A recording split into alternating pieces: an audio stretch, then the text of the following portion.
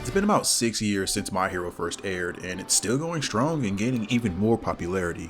Of course, the same can't be said to other anime like Attack on Titan and Food Wars, whose popularity has taken a drastic fall. What makes My Hero so popular? Why is it so enjoyable? Thankfully for you little lost sheep, your shepherd is here to guide you.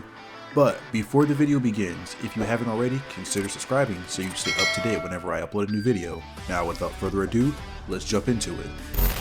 My Hero Academia, or Boku no Hero Academia for all of you weebs out there, is a Japanese superhero manga series written and directed by, I'm about to butcher this, Kohei Horikoshi. It sounded right and it felt right, we're gonna go with that.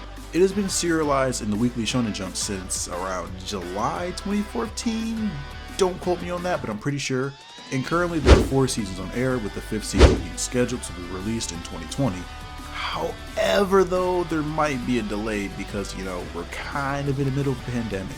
Izuku Midoriya, otherwise known as Deku, is a 14-year-old teenager whom aspires and looks up to his superhero idol, the symbol of peace, the one, the only, All Might. My Hero Academia is set in a world where the majority of the human population has gained the ability similar to superhuman powers known as quirks. It is estimated that around 80% of the population has the ability of quirk, and individuals discover these new profound powers usually at the age of 4. These particular powers have helped society to develop a new category of people, otherwise known as heroes, and they face the immoral and self-serving criminals of the underworld whom use their powers for their own needs. And there are certain heroes who acquire superhuman and extremely powerful abilities that exercise heroism. I'm pretty sure heroism? Heroism? Not heroin? One of those is right. And these individuals are known as pro-heroes. My Hero takes the approach of a modern day society that has integrated the use of people's quirks. And in the premise of My Hero Academia, there are a multitude of reasons why the hero society fails. This is due to many people whom often stereotype and call out other quirkless individuals. It is also common in the hero world that sadly, one's hero status and reputation is almost never decided by one's character content or charisma, but solely strength, the ability to protect civilians, marketability, and flashiness of one's particular quirk. People such as Bakugo and Todoroki, whom both hold incredibly useful and powerful quirks, have respect and status, whereas people such as Deku are ridiculed and clowned for something they can't even control. Thus, the main issue of the society in B&H is that you are judged predominantly by your quirk and not your fundamental character. Quirk singularity. The singularity is a hypothetical point in time in which technical growth becomes uncontrollable and irreversible, resulting in unforeseeable changes to human civilization. For each generation, stronger quirks begin to mix and combine. Quirks become more unstable and ambiguous. This would ultimately lead to a point where humanity would not be able to keep up with the amount of diverse and growing quirks, reaching quirk singularity. In the first pages of Vigilante, Koichi is apprehended by a police officer when cruising down the street using his quirk.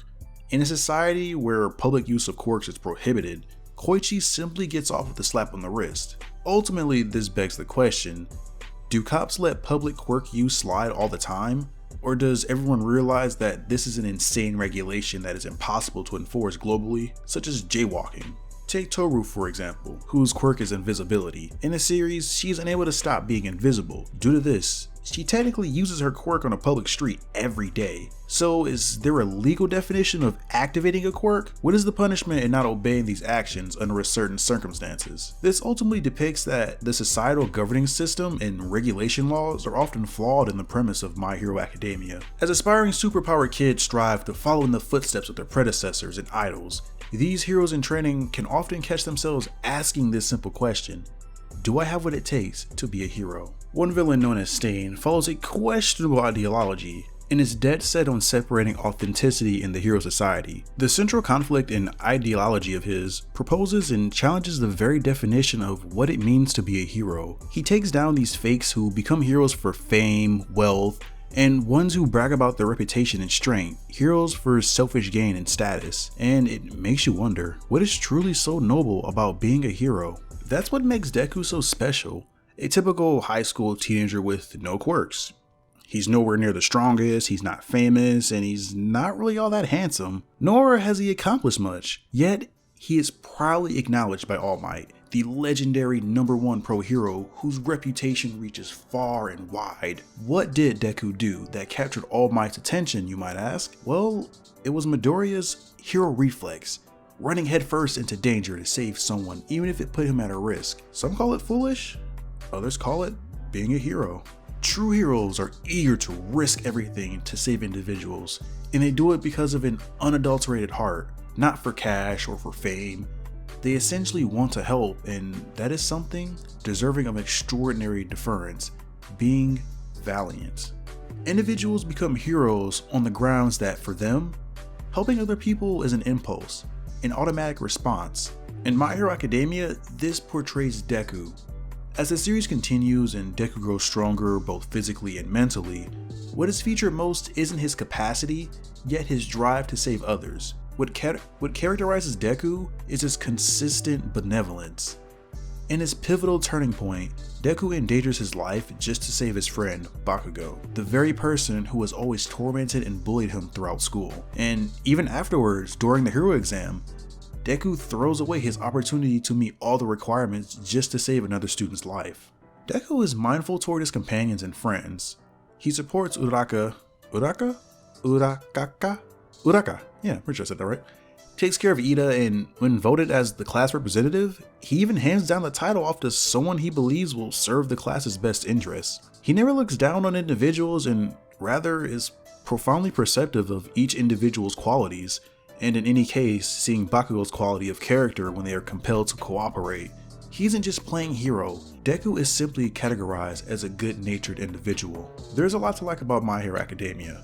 The characters are simple and earnest. The dynamic between characters is exhilarating and a breath of fresh air into the tropes that they feel. Overall, an actually progressing plot and interesting premise of a society filled with people with unique and special quirks. Studio Bones has done some great work in the past on anime such as Fullmetal Alchemist, Soul Eater, and Mob Psycho 100. I think they did well with animating and illustrating the fluid-like animations like they've always done in the past. Personally, I think it's a 10 out of 10 on the visual aspect of things. Of course, it can be hit or miss on the animation style depending on who you are. It reminds me of those individuals that no matter how fun a game might be, they refuse to play it if it's like an 8-bit game or if it's not an FPS. Going on to the auditory and sound components of the series, the voice actors played a pivotal role in conveying the full material to the audience.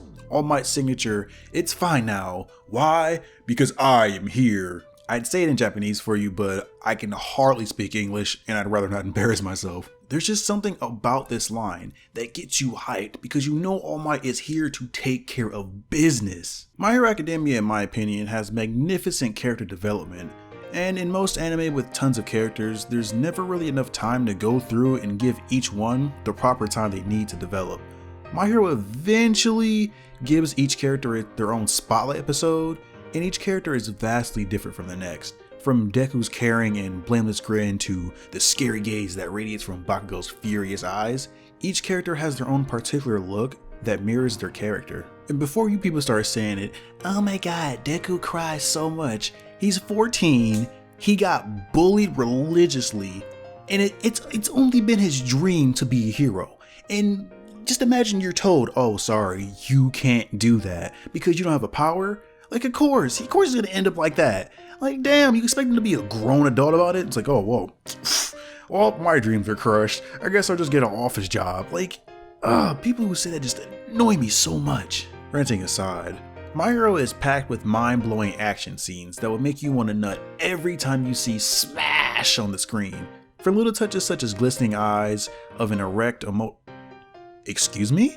Oh boy, no. I meant to say an emotionally wrecked Deku to explosive set pieces brought up by Bakugo.